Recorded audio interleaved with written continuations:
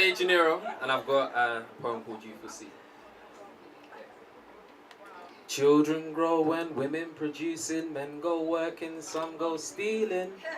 Everyone's got to make a living. The Vauxhall Astras and Ford Mondales lurk like sharks in the shallow blues, eagerly awaiting the first drop of blood to ignite their frenzy. Innocence discarded like ash from a Mayfair, in its place a hardened resolve that was surely tested. Pressurized and resisted.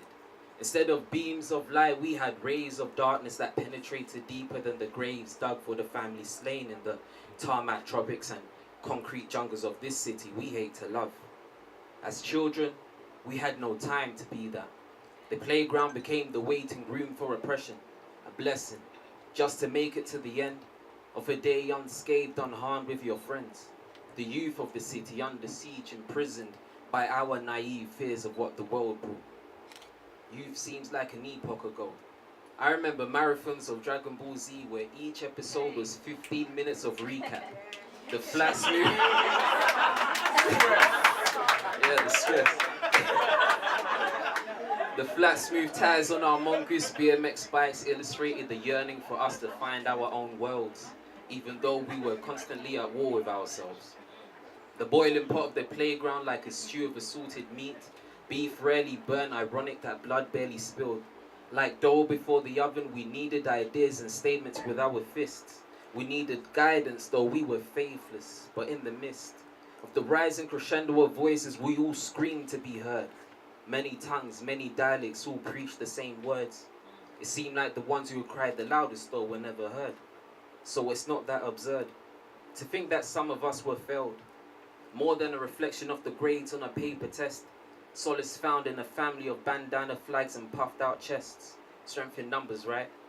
And the topic of conversation was always, are you red or are you blue? And did you flag black, or was it the truth about who you knew? The sirens will chase us down, right on cue. Funny that protect and serve was the burning philosophies on all sides, or so it seemed. But when we lost Freddie, I thought that was a dream. And when we lost Price, he was, what the fuck do you mean? If only we could find the cotton that our parents wrapped us in, that we viciously tore apart. My parents worked 2 jobs for 7 days. Somehow still not enough on a quadruple wage. Somewhere along the line they forgot the taste of dreams, became accustomed to the flavor of necessity. And so the divide between home and work became a chasm, an abyss. I salute the sacrifice and the time spent, even though it was a little bit. In the furnace of my heart burns the desire that sets flame to all that I thought I ever understood. Old words like honor, compassion, peace, seem like words from a dead language. How loosely we cast these terms from soiled tongues. Was this what my father prepared me for? Prepared me so that my voice may pierce hearts and minds. The youth so vulnerable in their development, barely old enough to construct their sentences, but somehow old enough to serve them. How many actually deserve them?